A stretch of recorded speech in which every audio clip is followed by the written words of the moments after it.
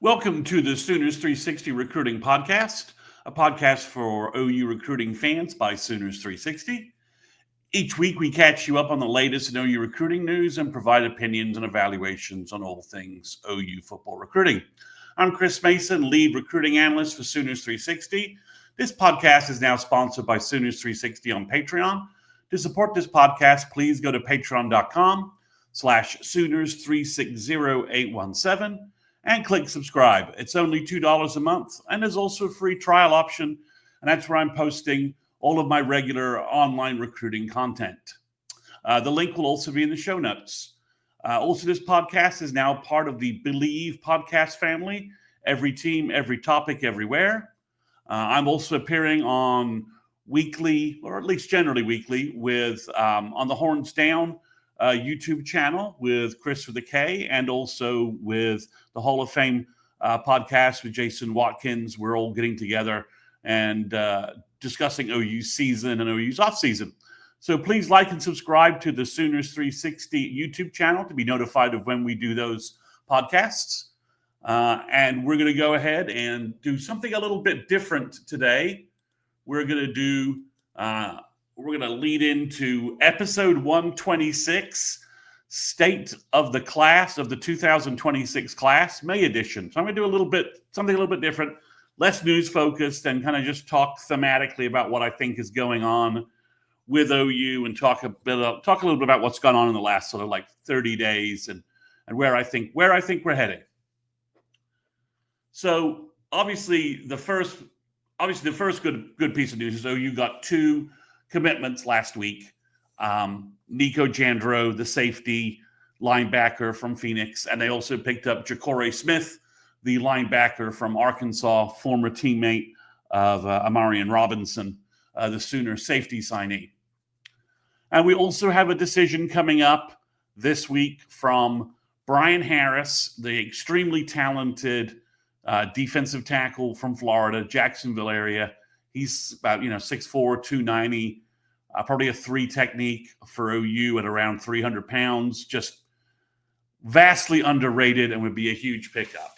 So those are some of the positives that we've been seeing lately. So I want to talk about kind of where we've been and where we're getting to. So ever since about mid-April,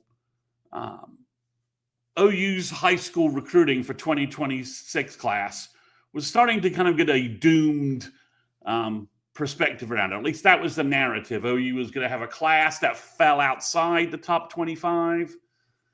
OU was going to struggle to sign anybody, and things were just going bad. Message board panic about OU recruiting was rampant, and was being propped up by a number of different, real stories out there. The first one, obviously, the verbal drought sort of took on a life of its own, to the point that we're actually talking about the term verbal drought. And that's obviously because OU, hadn't had a commitment since late January, and Daniel Odom was the last commitment, and his commitment seems a little shaky, depending upon the quarterback situation. So even the last commitment didn't seem like a real commitment. And obviously, Caden Jones chose Oklahoma State. OU was unable to close with Jonathan Hatton. It started to become apparent that OU and Mason James were maybe going in different directions. So that didn't help this overall atmosphere. And it also, started to look like some elite targets like Deuce Gerald's. The UT buzz around Felix Ojo has been heavy. Some other national prospects, for instance, Luke Waffley dropped OU this week, but some other national guys kind of fell off, and OU missed on some players. And obviously with OU not getting any verbals and everybody else getting verbals, OU's continued to drop down the recruiting rankings due to that fact. So the class that was 12 or 13 in February, OU fans found themselves looking at a class, like 21, 22, and I think it even dropped a little further after on 3, because when Nico verbaled, he's ranked, he's ranked, fairly low in their composite rankings because he's unranked by ESPN. So it dropped in the calculations. It dropped OU a little further. So that all that's not helping. And then then we've got more news like premier tight end from Kansas. Amusing enough, Ian Premier visits OU and then turns right around and doesn't list OU. So the tight end recruiting woes, are just amplified by that. Primer is a top 100 player, probably composite. And then official visits starting to kick in early May. OU doesn't have any official visits because that's not how they're doing it. They always have their double weekends, their big weekends in June. That's always been the way they've done things. We'll see if that works any longer, but that's how they've done things. And then Smooth sort of has their big grab, big bag of money visits and starts making some noise in the Dallas area that is kind of concerning for OU. OU loses some targets, Aljon Miles, Ryan Gilbert, and Toa Katoa. I think Katoa was the only real loss out of those three based upon the abundance of wide receiver targets. Miles is a really good wide receiver, but the wide receiver target pool is just so large. And Ryan Gilbert, OU was kind of stretching there at cornerback. I wonder if maybe Nagy wasn't as enamored with Gilbert because Gilbert's pretty small. So I wonder if Nagy views cornerback as kind of a measurables, NFL measurables trait position that you can't really backslide there. So, but all of those voices kind of bundling together, the negativity around the negative recruiting that's being used against OU, OU targets constantly being told that the staff that's recruiting you won't be there in December, that Brent's getting fired. And, and then the bad season that OU had last year just amplifies, gives credence to all of that crap and amplifies it. So, all of that is just sort of fumbling together. No spring game. So no, OU usually would have a lot of recruits nationally, unofficially visit for the spring game and locally, Texas and in-state. But the Crimson Combine was so hastily thrown together. OU had, maybe a third of what we had previously seen from spring games. So that, that also piled on as well. And once if you're not getting commits, and usually OU would pick up a couple of commits right after the spring game or around the spring game. A couple of guys would take that as sort of their last unofficial visit they needed to pull the trigger for OU. And with no spring game, OU didn't get any kind of bump like that. So that's really where we found ourselves in the doom and gloom. OU recruiting is never going to rebound. We're going to have a terrible class. It's going to be full of 3-star guys that won't make any impact in the program and are going to be we're going to sign 50. OU's going to sign 12 kids and go to the portal for 20 kids because that's where Nagy wants to pick up guys because that's how he scouts and evaluates. So all of that kind of nonsense kind of going on. So all wrapped up into one big package and being, that's the narrative we heard on the message boards. If you were reading them, if you weren't, it was there. It was the narrative. It wasn't very, I can't say the discourse was very intelligent, but it was even worse than usual. So where are we right now? May 19th. I'm recording this late at night, May 19th. I'll post it May 20th. I think the doom and gloom mode seems to be over. Okay. First off, the verbal drought is over. OU just got 2 commitments. And potentially, Brian Harris could commit to OU by the end of the week. And that would give OU 3 commits, 3 defenders, which is good. I particularly like Ja'Cory Smith and Brian Harris. I think they are both top 200, top 150 type prospects. So I think you've got 2 players that could easily be future key pieces in the Sooner defense. I'm not the only one. You've seen this from a number of recruiting analyst type type folks, Josh McCuistion on Sooner Scoop on podcasts, and as well has compared, Ja'Cory Smith to Kip Lewis. That comp is just leaps out on film. It's fairly easy to make. It's kind of a natural, if you natural inclination to kind of head towards that. If OU was able to get Brian Harris, I don't think David Stone is the world's worst comp. We'll see how that plays out, but I can if he commits, I can certainly make that argument. And obviously, Nico Jandro is a cheetah for OU. He fits exactly what OU wants to do on defense. For most college defenses, he would be sort of, well, he's not a linebacker, he's not a safety. What do we do with him? OU doesn't have that question. He's very physical, plays downhill, good blitzer off the edge. Would like to see a little more coverage work from him, at least in his highlight reel, etc. But, Nico fits exactly what OU wants at Cheetah. So some momentum finally building there.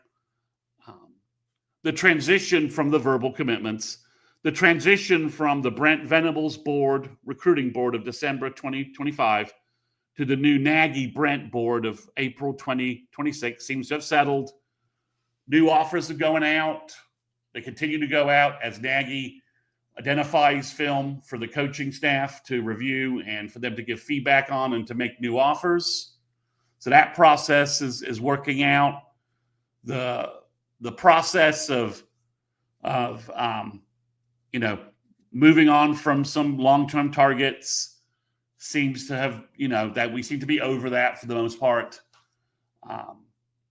So that puts, so those two things are very positive. And overall, OU's taken some hits and verbals and players not visiting. I mentioned Alger Miles and Toa Katoa and Ryan Gilbert. I mentioned Luke Waffle. Probably not going to get a visit from a player like Deuce Geralds, who OU was involved in heavily last fall before the season fell apart. But for the most part, we're trending to the bulk of the key players that OU needs to fill out this class in a productive fashion, looking like they will visit. We're going to have wide receivers visit. We're going to have D-line visit. Offensive line targets are going to visit as well. So for the most part, it's not like there's pure carnage on the OU board from guys that have verbaled elsewhere or have dropped OU. It's a half dozen. I mean, again, Alger Miles is really talented, but the wide receiver board is just loaded with guys and just seems to add players every time we blink. So it's hard to worry about that. Again, Toa Katoa I think is a big loss and that's mainly because what I think Bill and Schmitty would have turned him into a 6'3", 340 monster on the inside. And I'm not necessarily sure I see SMU doing that. And then, Ryan Gilbert, he was connected to OU. He seemed like our drought breaker, so I think he became a bigger target than he really was. And I think OU has been struggling all recruiting season to find some big cornerbacks that they like, and it's been a search. There's no targets in state. There's not a lot of targets in Texas. So Texas safety group is much better, but cornerback group is kind of weak, and that starts sending you in different locations. And we'll talk a little bit about that, where OU's hit rates are just a little bit lower. So, but the number one reason why I think things are moving in the right direction we're just 2 weekends really by the time, Memorial Day weekend and then the 30th. We're just 2 recruiting weekends from OU's, what I'm going to call recruiting counteroffensive. So OU kind of takes their recruiting hits in May, absorbs them, and then counterattacks in June, to use kind of a military analogy for you. So they're just kind of sitting, getting their forces ready, sitting back, and then we'll strike hopefully in June, like they have the last 3 years under Brent. So that's coming up. It's going to be the June 6th weekend is loaded, and the June 20th weekend is loaded, depending upon if all the kids show up. And OU's also got some flexibility on the 13th to use with some of the new kids that they've been recruiting. Some other momentum that seems to be swinging their way is a lot of the new offers they've been making. They're getting players. They're getting those players to commit to visit. They're having guys drop other schools, reworking things. So OU's building just a little momentum from that way. And also, I think OU's recruiting is being buoyed a little bit because we're starting to see some of it's clickbait list season right now in college football. Who had the best spring portal? Who's the top 10 quarterbacks? What programs are poised for the biggest boost? Vegas is pushing out their win numbers over under. So we're starting to hear a little bit more of John Mateer, Ben Arbuckle, Jaden Ott, healthier offensive line and wide receiver room, combined with the OU defense. OU's starting to get a little momentum that there are legit reasons why OU might bounce back. I'm sure recruits are kind of hearing that a little bit. OU can certainly use that. When they're recruiting, sending out, John Mateer is the number, Joel Klatt, not an OU homer, good guy, says that John Mateer is probably the third best, is the third best returning quarterback in the country.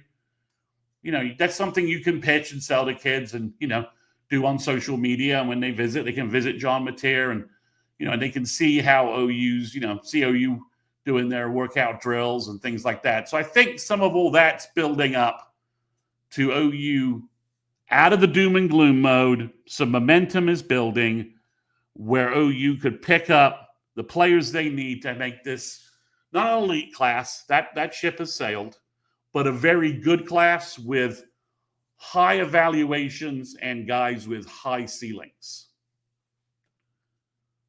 So I'm going to go ahead and do a quick position breakdown.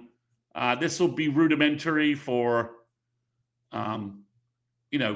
if you've been following my podcast, if you follow me on Patreon, you're going to know all these names and kind of know where this is. But we'll go ahead and just do a position breakdown for everybody to just kind of set the stage of where I think May is going. Where June is going to go. So let's just start at quarterback. We're still in the Bentley O'Neill conundrum, paradox, whatever you want to call it. Bentley has changed his visit schedule. He's moved LSU. He's with the Georgia no longer being there because they got Jared Curtis. He's moved LSU up to May 30th from June 20th.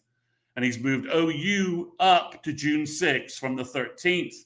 So now Bentley's visiting on a weekend where there's a lot of other talent, lots of other players and talent around, which is OU had probably planned the 13th to just make Bentley the whole focus. Now he's going to be part of a bigger weekend. There's pros and cons to all that.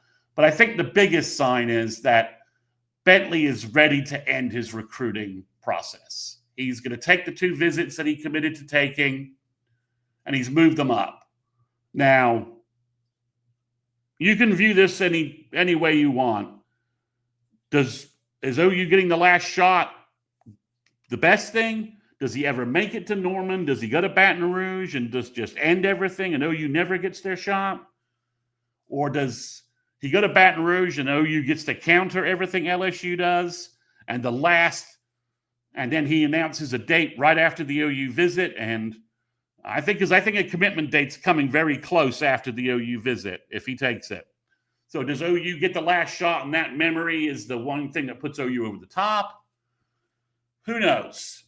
But the Bentley thing, I'm hoping gets resolved so that if for some reason he chooses LSU, OU has not screwed up the O'Neill situation where they can quickly say, well, Jade, you're the number one. You're the guy in our class. You're the only quarterback we're signing. Let's just close this and move on. So I don't know how they're going to balance that. We'll see. But one way or the other, we're starting to see some positive movement that way. If you've been following some of the stuff on Twitter and YouTube, you know that Josh McCuistion for Sooner Scoop visited Bentley recently. Bentley's in contact with John Mateer, and I don't really know how to evaluate that, but they appear to have some sort of social media friendship, at least. It's hard to imagine that's not a positive for OU, and if someone can correct me, please let me know. Please, hit me on Twitter or some other communication put a message in YouTube on the channel.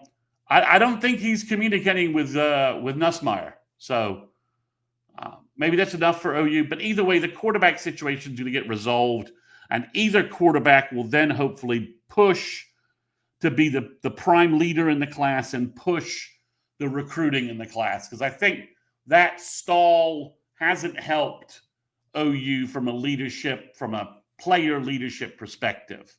There's no Elijah Thomas in the class who can just lead the class and be the ringleader like he was last year. So you want your quarterback to be that guy, and so far it's just not happening because OU's got this weird quarterback situation going.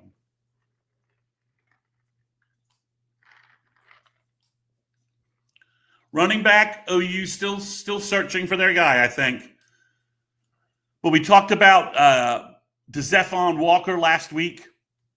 Looks like a visit from him seems very possible. He's very positive about OU. I'm not really sure where OU is with Rylan Morris any longer. I kind of warned you guys that if you haven't seen OU coaches with a long-term commit in a while, OU may not be so heavily involved there. So it's hard to kind of track. So I don't know where they are with Rylan Morris. He apparently has got a visit scheduled. He's verbal to Baylor. He's been pretty strong with that Baylor commitment. So we'll see if that actually happens and if OU's still pursuing him. Because last I heard, Nagy very much wants 3 down running backs, and Morris is more of a specialist. And again, as I've hinted at before, OU's still talking to Jonathan Hatton. That situation is not dead by any stretch of any description. I would. That's the weakest verbal I think that's probably out there for A&M. Wide receiver, it's a moving target of names. Some names have disappeared. New names are now the focus. Some names have reappeared. All I can tell you is OU just needs to find 2 or 3 wide receivers that can help this offense, and they will do it. It could be Zach Turner as a big receiver. Could be Dallas Dickerson as the speed guy. It could be Jordan Clay as sort of your all-round super flanker. Could be Davion Gross filling that role too. OU's also looking at Craig Dandridge. Jaden Warren seems to still be in play for OU. And I don't know what's going on with Daniel Odom, so who's verbaled. So I just mentioned about 6 or 7 guys right there. And OU will find a way to get 2 or 3 of them. So just don't worry. The wide receiver group is just glutted with elite playmakers. And again, and the portal is glutted with them as well. So I'd like to be Ohio State and getting the Marvin Harrison Jr. and Jeremiah Smith, just a 5-star, no problem, going to be an elite guy. But that's just not the way OU wide receiver recruiting is going right now. So I'm just not worried about it. There's enough guys out there that OU will find 2 or 3 excellent wide receivers, playmakers to add to the group. Just don't worry about it. So at O-line, Bill Bedenbaugh has a verbal with Will Conroy. He has 3 or 4 players that OU is leading on or in the top 3. He's also made a new offer today and looks like he's ready to make maybe a couple of additional tackle prospect offers. The O-line room seems to be in relatively good shape. I'm sure OU will get a right tackle and get a couple of guards that can really help them. I'm just not sure they're going to find an elite left tackle. There's not that many in this class. And I think in a normal recruiting world, pre-NIL, I think OU would sign Felix Ocho. But Texas, after losing Fasucci, needing a tackle in the most desperate way, it's hard to imagine that OU can offer an NIL package that Texas won't just try and double or triple, making it almost impossible for making it hard for Felix to just stick with his relationship with Bill, focus on where he really wants to play. So I don't think OU can get Felix Ojo just kind of because of that climate. Now, he's taking visits everywhere. So he's enjoying himself. So we'll see if he ends up visiting OU on the 20th for the barbecue. We've talked a lot about Nagy, and I've talked a lot about him paying for playmakers. So don't be surprised if he, at least from an auction standpoint, and I hate using the auction analogy, but poker doesn't quite work. Texas Hold'em doesn't quite work. So, Nagy knows the value of a Picasso. Let's just say it that. And let's just say that Felix Ojo is a Picasso. And Nagy knows the value of that and will force Texas to go over the top. At least that's what I'm hearing. So perhaps the most positive momentum, virtually unbelievable, is there actually appears to be some tight end high school recruiting momentum. Now, remember, OU's got Ryder Mix. I love him at tight end. He's a good two-way tight end. I think he should be a composite four-star, top 250 type player. His run, if you watch his highlight reels, the run to the playoffs that team made and how well he played, he was a huge part of that. But he is a real two-way tight end. He blocks people, and he's got the athleticism to get open and make plays in the receiving game. But now we have two new names that might also be able to be added, or at least OU get official visits. The first one we talked about recently, it's Tyler Ruxer from Indiana. He was just on campus based upon some posts by Steve Wiltfong. He had a great time, and it looks like OU's going to get an official visit. And let's just keep in mind, Ruxer's 6'4", 220. He's claiming a 4.61 laser time, and he had nearly 900 yards receiving last year off 43 catches. So he's a good tight end, and I've watched his film. He's a willing, active blocker. He's another two-way tight end. And then OU looks like they probably could also get a visit from Washington State tight end Jack Severs. He's 6'5", 220. He's a really good athlete as well. Good blocker, good receiver, making plays. So, and he seems very interested in taking an OU official visit as well, based upon interviews that have been posted elsewhere. So, progress at high school tight end. OU looks like they could get a second tight end and really moving forward and rebuilding and resetting that room. Defensive end, Miguel Chavis has had OU in good shape. Some of the new offers there are making things interesting because OU has Jake Krull, who's their best bet for a 5-star, really, probably, other than if they get Bo Bentley. They're pushing hard for him, have been. He looks fantastic. He's had a great workouts everywhere. I've been trying to come up with a comp, and TJ Watt for the Steelers sort of seems maybe kind of right with, playing a defensive end in college and maybe more of a stand-up blitzer in the pros. But that's kind of a comp maybe. But they've got DeAnthony Lafayette, the sort of Nick Benito clone from Florida coming in. Looks like they're going to get a visit from Matthew Nelson from Arkansas, who is teammates now with Ja'Cory Smith. Ja'Cory Smith is transferred. And then OU's pushing heavily to get a visit from Daniel Norman, another defensive end from Florida, 6'5", 240, looks great. So they may have lost him. KJ Ford may have pushed off what he's doing, but OU's driving ahead to maybe be at 3 defensive ends by the end of June if the guys, whenever they commit, whenever those commitments go. So if they're short, hopefully they have a good season, and then they can bring KJ Ford in and maybe close that situation, because I think that's what he's waiting for. Defensive tackle, I already talked about Brian Harris. They're pushing hard for Valdon Sone, who also could be a 5-star, at least on one service, because of he's huge and he's just so athletic. They've been pushing forever for Taj Overton, and they're also pushing for Tavion Branch. That looks like the 4 guys they're focused on. T-Ron Richardson, I think I have that name right, from Virginia. They're also, I think OU probably will bring him in for a visit depending upon how things go. But they seem to be in a good place at defensive tackle. I'm not expecting any other names to show up there.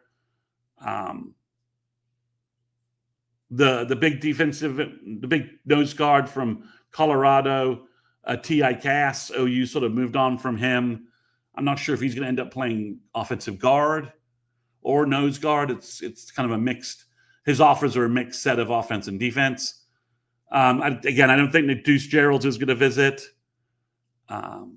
So OU's definitely in a spot there where I think if they can get Harris, and then I think they lead for Overton. The question is, can they finish it off with either Sone or Branch, both of who could be big, athletic nose guards, 3-down nose guards, collapse the run, provide an interior pass rush. But the defensive tackle and defensive line groups look like OU could get a group of players who I think all are like 4-star, top 250 type kids. That's just my opinion. Matthew Nelson is probably the unranked guy in Arkansas, but you just watch his film and he is a twitchy, athletic freak. And I think once teams start to look at his film, especially if he got an OU verbal, he gives an OU verbal, they'll change their opinion. He's flying around the field. He's 6'5", 220, and he runs the hurdles. I mean, 60-meter hurdles. It's ridiculous. Let's just move to linebacker real quick. Ja'Cory Smith is in the fold. OU's pushing hard with 3 to 4 other prospects. Obviously, Bo Jandro's in that situation. So is Ben Weasel. Sorry, Wenzel, not Weasel. Sorry about that, Ben. Sorry to your family. You're not a weasel. Ben Wenzel. And then you've got 2 guys on the periphery, Adam Balagon Ali and Keenan Harris. Just athletic linebackers, just guys that look great on the hoof on film, and I think would make a real boost to this class. And OU's going to go all out on Talanoa Eli. Let's hope he makes his official visit.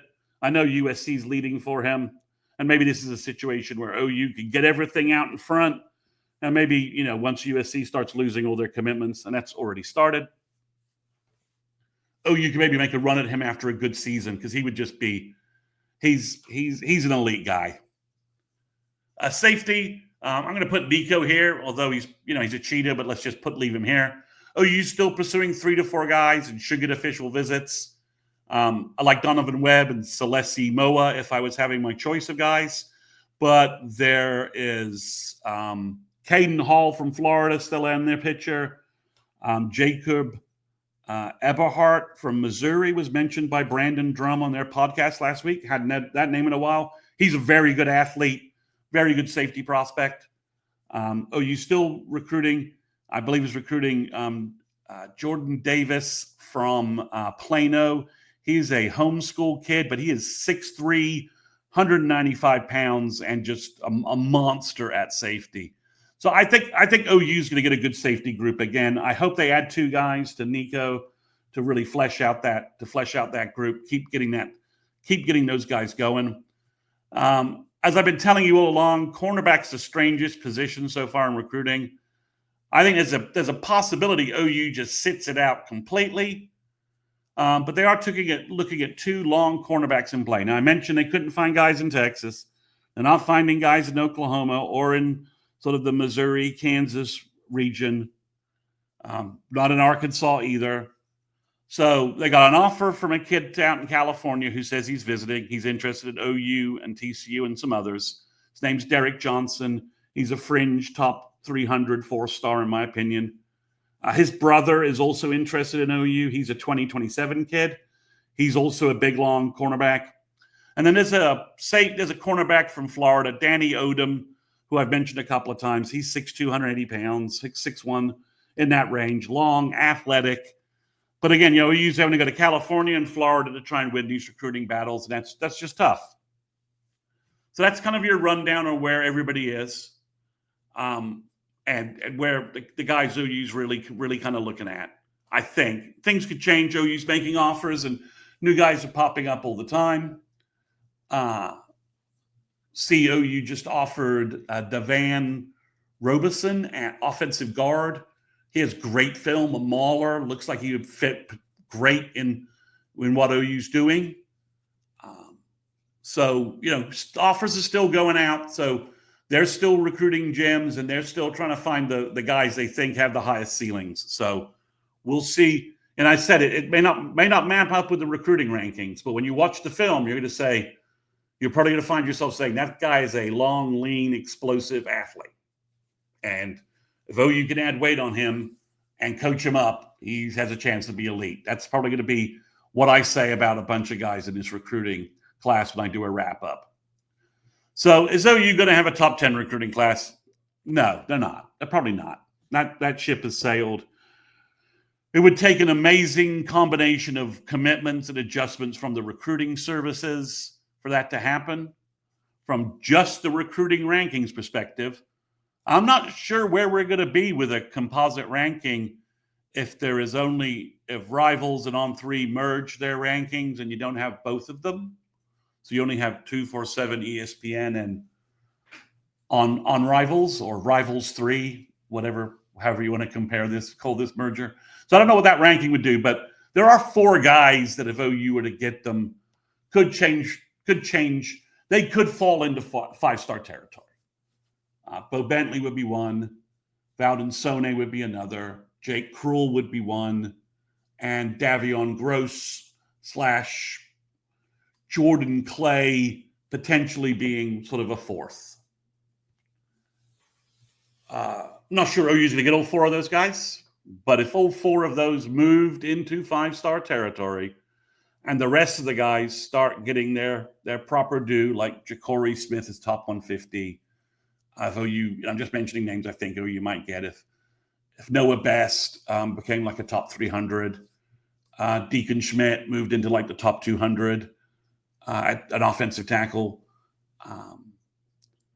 Ryder Mix becomes a composite 4-star. OU grabs another tight end who becomes a composite 4-star. If OU was to get Balagon Ali at linebacker and he moves into the top 100, which I think is probably where he deserves to be. If they were to get Donovan Webb or Celesi Moa is, again, maybe a guy who's a fringe 5-star possibility with his speed. He was just at a combine lately where he got measured at 6'1", 182, and ran a 4.41 laser 40. So he certainly has the measurables. So there are some guys that if some accumulation of those guys, a couple became 5 stars, a bunch of them moved into the top 100, which is possible, like 6 or 7 of them moved into the top 100. And you have a lot of top 250 kind of guys elsewhere in the class, which I think is completely possible. Yeah, OU could be in striking range of maybe top 10.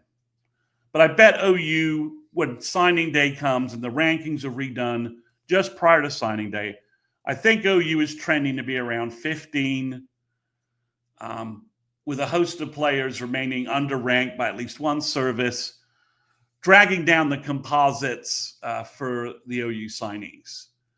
I bet, and I will do this, if you took the best ranking for each OU player and you redid the numbers, and I can basically do that on Rivals. Their system's completely transparent. Certainly can punch different stuff in with 247's calculator, things like that. I think, OU will have a class of around 10, depending if it's a class of around mid-20s by the time signing day's in. I think 12 to 15 of those kids will be 5 stars by at least one service. Of that, 12 to 15 kids, I think 2 to 3 would be right on the fringe of being 5 stars, and 6 to 8 will be right around top 100. Again, using their best ranking as a metric. So I think that's where OU's heading. I will say that all the film of the new offers are you can see why OU's making the offers. They're good offers. The kids look great, high potentials. So very happy with the evaluations and what Nagy's done in terms of pushing out new offers. I mean, even the DeAnthony Lafayette kid who's, 6'1", maybe he's 6'2", I don't know. 240. I mean, he's a matchup nightmare at rush end. Nearly 17 sacks, tackles for loss. He's got great moves. even he, you put 10 pounds of muscle on him and he's 6'1", 245, something like that, 248. Just like Nick Benito, just like R. Mason Thomas, he can cause chaos in the college game. And there's a reason why LSU and Miami think the same thing.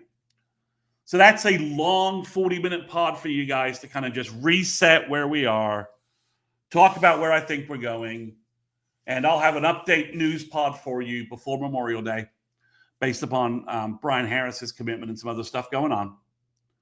So thanks for listening. I hope you found this valuable and you liked this episode.